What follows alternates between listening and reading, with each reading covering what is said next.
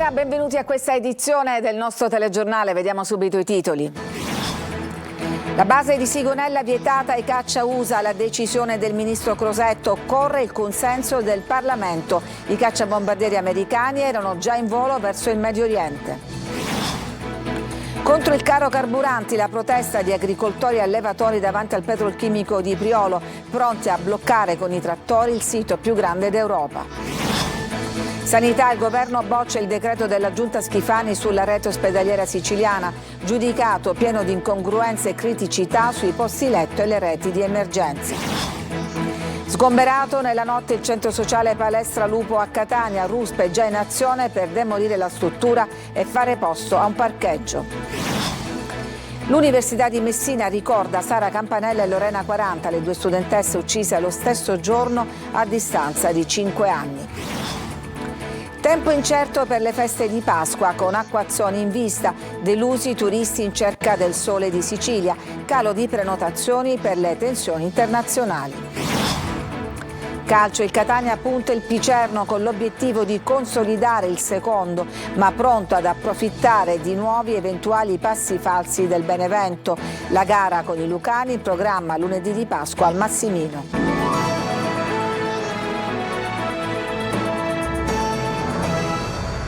L'Italia ha negato agli Stati Uniti l'uso della base militare di Sigonella per missioni operative in assenza di autorizzazione preventiva da parte del Parlamento. La decisione del ministro Crosetto richiamava le regole sugli accordi bilaterali e il controllo italiano sull'impiego militare del proprio territorio. Il Movimento 5 Stelle aveva segnalato cacciabombardieri americani in volo partiti da Sigonella e adesso chiede ulteriori spiegazioni al governo Meloni. Sentiamo Roberta Lunghi.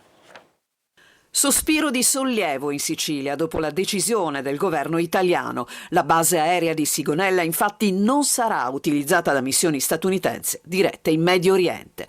La notte di venerdì 27 marzo alcuni cacciabombardieri USA avevano infatti previsto un atterraggio a Sigonella prima di proseguire verso il Medio Oriente. Il no però è arrivato dal ministro della difesa Crosetto dopo aver verificato che il piano di volo non era stato autorizzato né comunicato ai vertici militari italiani. Sigonella resta una base militare strategica condivisa usata anche dagli Stati Uniti per operazioni logistiche e di sorveglianza, ma l'autorizzazione italiana sarebbe dovuta passare dal Parlamento. Le basi della NATO hanno tutte un regolamento che è stabilito da accordi internazionali e la richiesta americana è stata fatta al di fuori di questa regolamentazione e naturalmente il ministro della difesa e il capo di Stato Maggiore della difesa non hanno più potuto attenersi a queste regole che tutti, compresi gli americani e i nostri alleati, sono tenuti ad osservare. Questa decisione può dunque essere un definitivo intervento per rassicurare chi vive sul territorio. La NATO, l'Alleanza Atlantica, le forze armate italiane portano sicurezza. Immaginare di avere una base che porti insicurezza e instabilità vuol dire allora rinunciare alla propria difesa, rinunciare alla deterrenza, ma allora rinunciamo anche alle forze dell'ordine se abbiamo paura che queste creino problemi. In riferimento alle notizie di stampa sull'utilizzo delle basi militari, Palazzo Chigi ha ribadito in una nota che l'Italia agisce nel pieno rispetto degli accordi internazionali vigenti e degli indirizzi espressi dal governo alle Camere. La nota spiega anche che ogni richiesta viene esaminata con attenzione, caso per caso, e che i rapporti con gli Stati Uniti sono solidi e improntati ad una piena e leale collaborazione.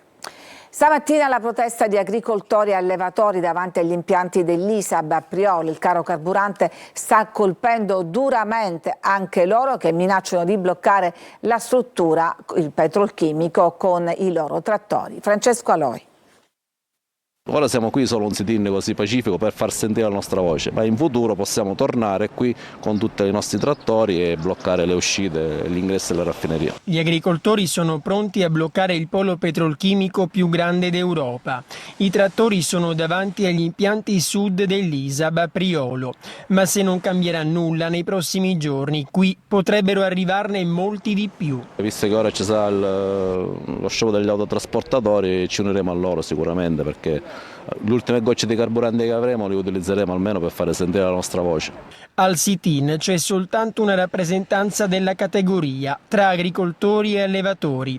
Usciti dalla grande emergenza della siccità, adesso ne devono affrontare un'altra. Noi siamo arrabbiatissimi e volevamo essere arrabbiati insieme a tutta la popolazione, perché questa speculazione così forte non è giustificata.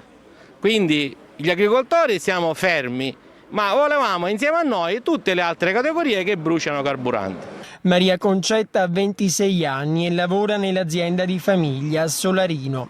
Guardando al futuro vede molta preoccupazione. Che prospettive avete? Cerchiamo di continuare fin quando possa essere possibile farlo. Speriamo riuscirci. Intanto dal 20 al 25 aprile, con lo sciopero degli autotrasportatori, nei supermercati potrebbero tornare gli scaffali vuoti, come ai tempi delle proteste dei forconi. Un operaio è morto sul lavoro mentre si trovava in un campo di calcio privato, è caduto da un cestello elevatore riportando gravi feriti. Inutili purtroppo le cure dei sanitari dopo il trasporto in ospedale. E un 60enne di Sciacca è caduto invece dal tetto della sua casa di campagna mentre stava provando ad aggiustare l'antenna televisiva. Al momento l'uomo, che gestisce un pub nel centro storico di Sciacca, è stato trasferito in ospedale ed è in coma farmacologico. Non una bocciatura ma un confronto tecnico. L'assessore alla salute Daniela Faraoni prova a smorzare le polemiche dopo i rilievi del Ministero sulla nuova rete ospedaliera siciliana, ma da Roma parlano di incongruenze e criticità dei posti letto. Sentiamo Desiree Ferlito. Non è una bocciatura ma un confronto tecnico, così l'assessore regionale alla salute Daniela Faraoni replica ai rilievi del Ministero sulla nuova rete ospedaliera siciliana. Per i tecnici del Ministero della Salute il decreto presenta numerosi disallineamenti e incongruenze. In una nota i funzionari spiegano che la documentazione inviata dalla Regione non consente nemmeno di procedere a una valutazione completa. Nel mirino finiscono soprattutto i posti letto, 84 risultano cancellati pur essendo già programmati, mentre per altri 135 destinati alla psichiatria non viene indicata la collocazione. Criticità anche nella distribuzione di alcuni reparti, con posti letto non associati ad alcuna unità operativa, tra Agrigento, Messina e Cefalù. E non solo, il Ministero chiede chiarimenti sugli accorpamenti, sull'organizzazione della rete, dell'emergenza-urgenza e sulla pianificazione delle reti specialistiche, a partire da quella oncologica fino ai punti nascita. Il piano firmato dall'assessore Faraoni insieme all'ex dirigente Salvatore Iacolino, oggi sotto inchiesta per corruzione e concorso esterno in associazione mafiosa, arriva in un momento delicato anche sul piano politico, con tensioni nella maggioranza regionale sulla gestione della sanità. Ma dalla Regione si prova a smorzare i toni. Le osservazioni erano attese, spiega Faraoni, e nascono da un confronto istituzionale inevitabile. Intanto da Palermo assicurano correttivi in arrivo per lo più tecnici, ma il confronto con Roma resta aperto. Sgomberata l'ex palestra di Piazza Pietrolupo a Catania, da anni occupata, al suo posto verrà realizzato un parcheggio con giardino tecnologico e percorsi pedonali. Sentiamo Orazio Longo. Le ruspe sono entrate in azione con un ragno meccanico e un martello demolitore. Al posto della ex palestra sorgerà una piazza con area destinata a verde, la realizzazione di un giardino pubblico tecnologico e percorsi pedonali con la riorganizzazione delle aree di sosta, mantenendo il numero degli stalli attuali. Con un'operazione interforze coordinata dalla Questura di Catania è stato sgomberato lo stabile di proprietà comunale di Piazza Pietrolupo in esecuzione di un'ordinanza del sindaco Trantino pubblicata sul sito del comune. Perimetrata l'area cantiere che comprende anche Piazza Maiorana, con i lavori che dovranno concludersi entro il 31 dicembre di quest'anno secondo le previsioni del progetto di riqualificazione nell'ambito PNRR, Piani Urbani Integrati e PNC, avviato lo scorso 23 marzo. Questo intervento è un tassello fondamentale della nostra strategia strategia di rigenerazione del centro storico che sta riguardando varie zone, ha dichiarato il sindaco trantino. Piazza Lupo tornerà a essere uno spazio vissuto, sicuro e decoroso, nel segno della sostenibilità e della valorizzazione del patrimonio cittadino. La ex palestra era occupata da anni. Nei giorni scorsi alcuni attivisti avevano messo in atto una protesta pacifica contro la decisione di demolire lo spazio aggregativo. Lo sgombero è avvenuto senza criticità, sotto lo sguardo di alcuni giovani che non si sono opposti alla presenza delle forze dell'ordine mentre si radunavano alcuni manifestanti. Secondo l'ordinanza sindacale, per motivi di sicurezza è fatto tassativo divieto a chiunque di introdursi all'interno dell'immobile e di sostare nelle sue pertinenze. Violenza nella movida di Gela, una discussione per futili motivi è finita nel sangue. Gerry Italia.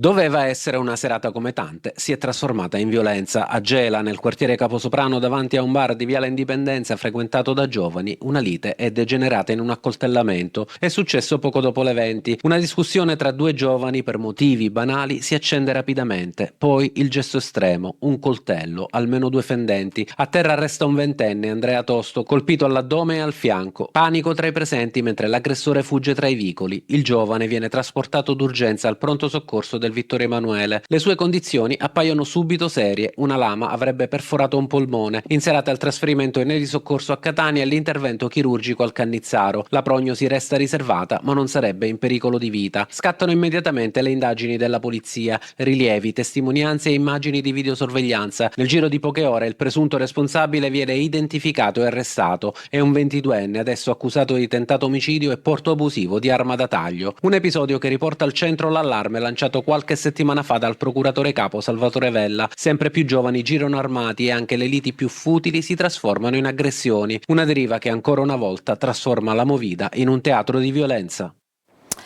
Ismaele Lavardera si candida a presidente della regione. Sul messaggio della Meloni l'ex Iena ha detto non è più lucida. Marco Gullà.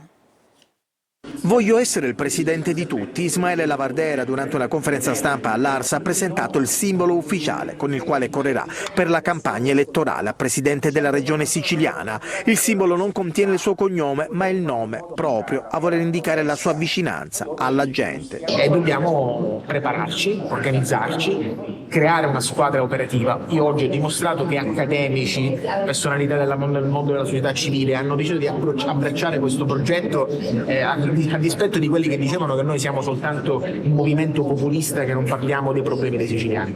L'ex Iena ha presentato poi i primi nomi che stipuleranno il programma di governo, un comitato tecnico scientifico composto da docenti universitari, medici, dirigenti regionali e tra loro anche il nipote del primo presidente della regione, Giuseppe Alessi.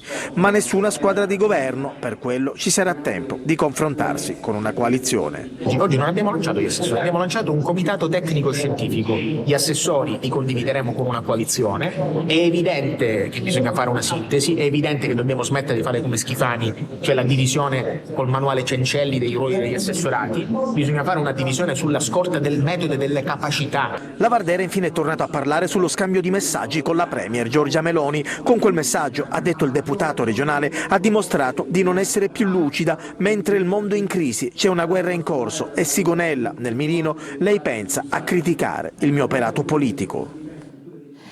E la critica di Meloni riguardava le accuse di ritorsione per la bocciatura da parte del governo della legge regionale sui ristori per il ciclone Harry, ma adesso arriva un emendamento da parte dei ministri Calderone e Musumeci per garantire aiuti economici rapidi ed efficaci a tutti gli imprenditori interessati. Il presidente Schifani ha confermato che si è trattato di un problema tecnico sorto per una posizione rigida dell'INPS che sarà superato appunto con l'emendamento nazionale.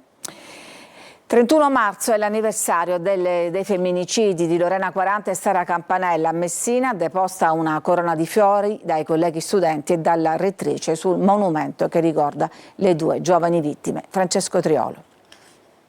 È il giorno in cui si rinnova il dolore. La comunità universitaria e studentesca di Messina ha ricordato oggi i femminicidi di Sara Campanella e Lorena Quaranta, 2 studentesse della facoltà di medicina uccise da chi diceva di amarle, ed è un filo tragico quello che le lega. Il 31 marzo 2020, in pieno Covid, la morte di Lorena a Furci, il 31 marzo dello scorso anno quello di Sara. Nel cortile del rettorato questa mattina sono state ricordate con una corona di fiori deposta sul monumento intitolato proprio alle due studentesse. È già passato un anno, però il ricordo si mantiene vivo perché la nostra comunità è stata profondamente colpita da questo avvenimento. Spesso si pensa che siano cose distanti, però purtroppo quando accade a casa nostra il dolore è ancora più grande. Commozione e silenzio in una giornata piovosa a Messina, il velo di tristezza che avvolge tutti, compresa la rettrice Giovanna Spatari, particolarmente colpita dalle due tragiche morti. Noi con i nostri studenti insieme, loro più di me non dimenticano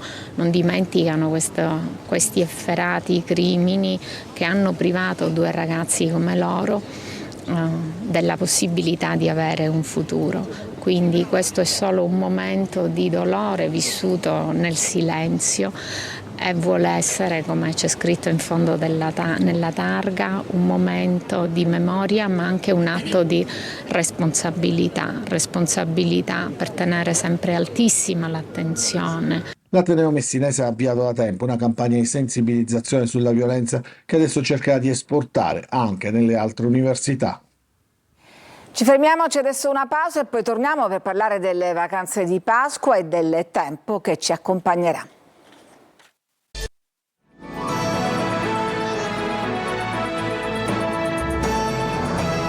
Tempo incerto per le feste di Pasqua, con acquazzoni in vista, delusi tanti turisti che cercavano il sole, anche se si registra un calo di prenotazioni per le tensioni internazionali. Tonino De Mana.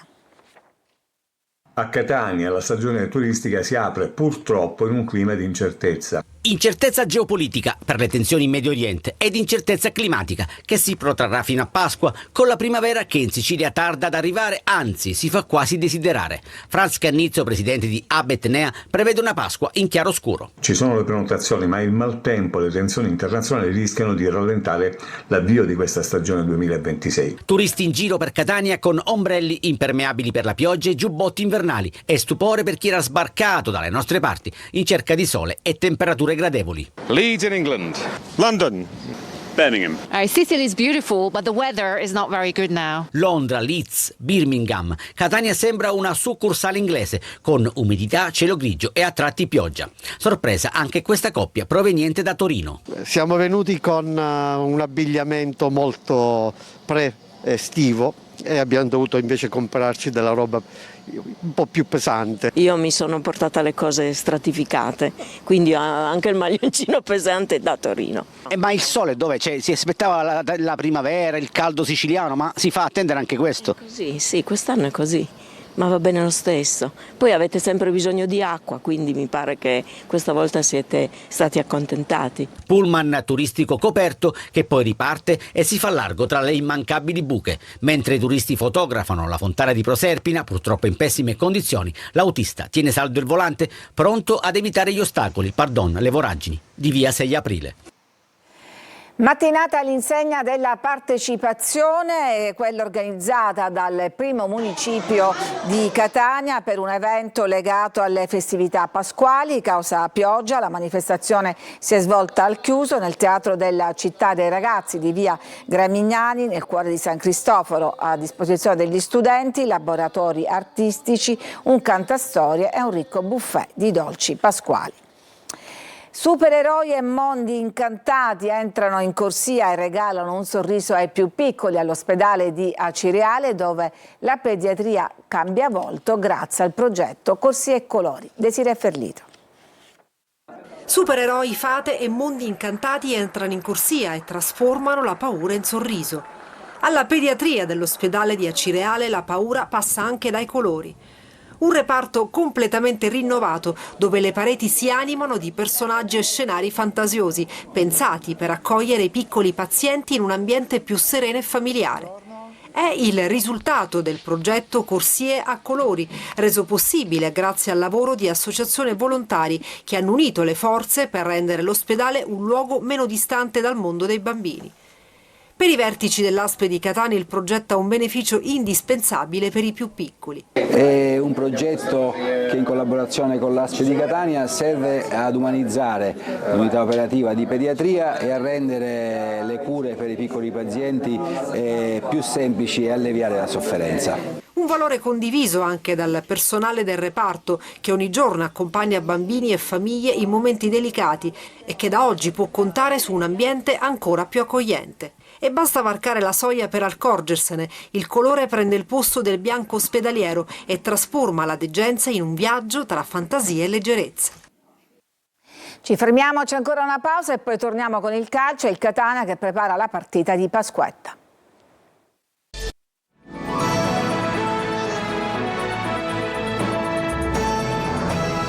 Siamo al calcio, il Catania prepara la partita contro il Picerno in programma al Massimino il lunedì di Pasquetta e i rossazzurri hanno un occhio anche a Salernitana Benevento che si giocherà allo stesso tempo e non si sa mai possa rientrare clamorosamente in gioco la promozione diretta. Triolo.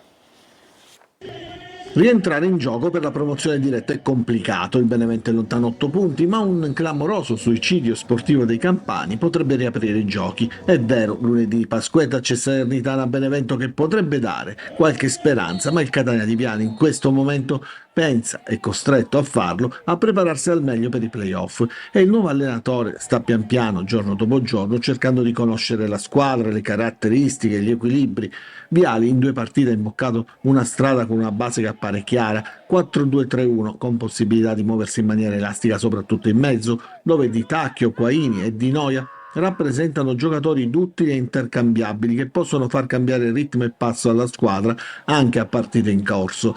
Contro il Latina anche l'ingresso di Corbari ha dato qualcosa in più, soprattutto in fase offensiva, mentre davanti Dausile e Bruzzaniti si sono, aiutati a vicenda. Ecco, la capacità di modificare il proprio modo di giocare tra primo e secondo tempo, con i cambi dalla panchina e i moduli in campo, è stata forse la novità maggiore che è stata evidenziata a Latina dai rossazzurri. Adesso occorrerà ripetersi lunedì contro il Picerno. Una vittoria servirebbe a mettere pressione sul Benevento, che non guasta mai, ma soprattutto in questo momento a consolidare il secondo posto in classifica che in chiave playoff ha il suo peso, soprattutto se potrai contare poi appieno sull'effetto Massimino. Altri 5 punti di penalizzazione, nuova ammenda, stavolta di 2.000 euro per il Trapani che evitata l'esclusione dal campionato, scivola però all'ultimo posto in classifica alla pari con il Siracusa.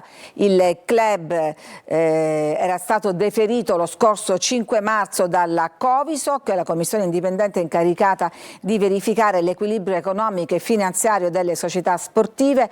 Complessivamente sono 25 punti di penalizzazione accumulati dal club del presidente Antonini in questa stagione. Ed era l'ultima notizia, grazie per averci seguito, a tutti una buona serata.